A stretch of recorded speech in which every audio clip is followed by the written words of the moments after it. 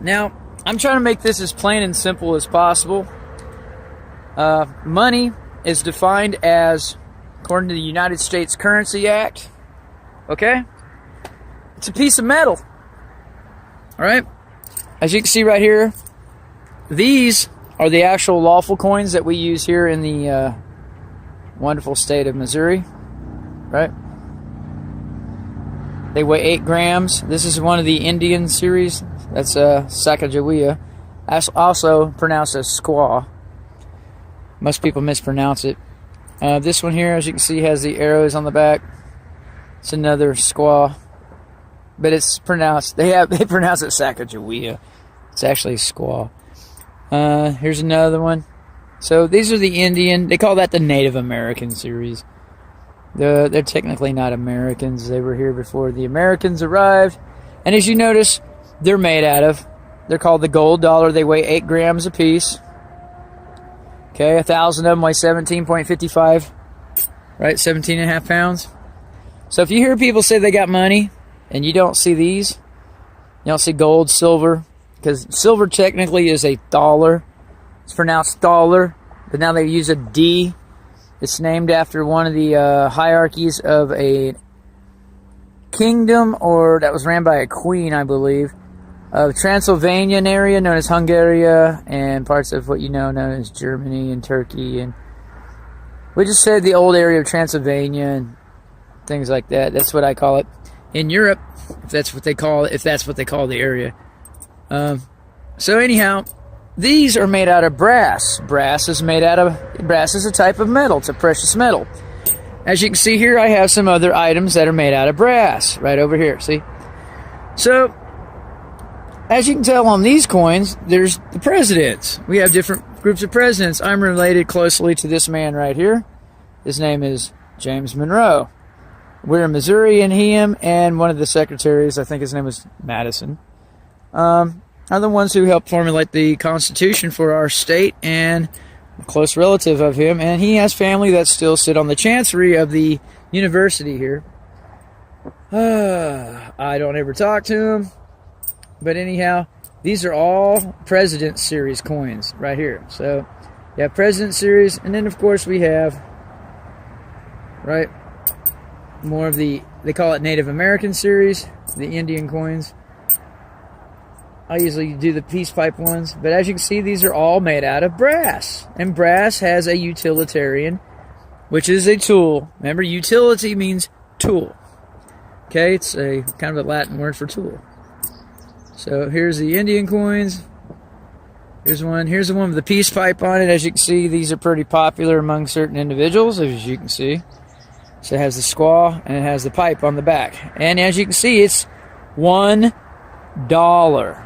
Okay, this is actually, as you can see, the symbol on the back has a line through it, and that represents gold, actually. And the dollar, the Creflo, that little symbol on the back right there, looks like the dollar sign, that has 2 lines through it, that represents silver, actually. Most people don't know that. They don't teach that in school. Most people who are teachers don't have money. They just get paper or credit or whatever. And as you can see, there's some presidents with beards. So Abraham Lincoln was not the bearded president. That man right there was probably the biggest bearded president we ever had.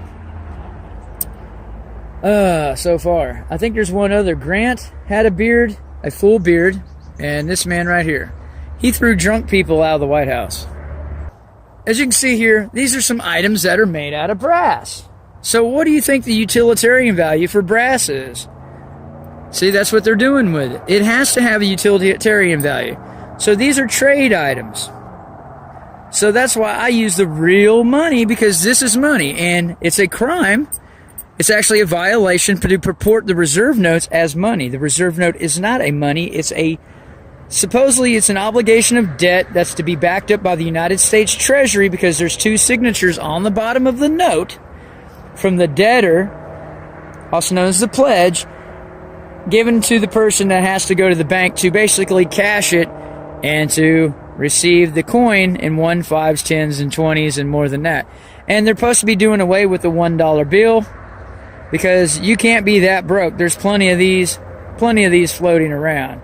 plenty of these floating around, okay? So they're going to say, give them $1. If you can't afford $1, there should be some of these floating around. Quit, it's a waste of resources. That's why they want to do away with the $1 bill, because there should be plenty of these floating around now. They've minted plenty. All right, if you're too cheap to give somebody one of these, I don't know what to tell you. But most people I know use the change. I'll take change, but I consolidate that. When I get enough, I take it to the bank and I get these. Okay? But these are brass. I've had thousands of these at a time, and I just stack them up, and they're supposed to be tax exempt and a trade item. And guess what? Most people do not know what these are. I've had people at places, when they call you a customer, if you're a customer, you are at a point of customs exchange. That is a trade. It is a point of trade. Okay, these are trade items. There is no tax. Okay, there's tax on the other items of finance, and there's tax on the reserve note. But there is no tax on these. These are items of trade. They're debt-free coins. Okay?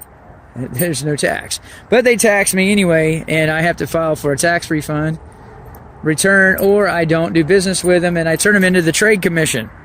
Anyhow, as you can see, we have the utilitarian coinage. Like I said, car wash money and, nickel and diming the hell out of me, Vinny. And then we have the actual dollar.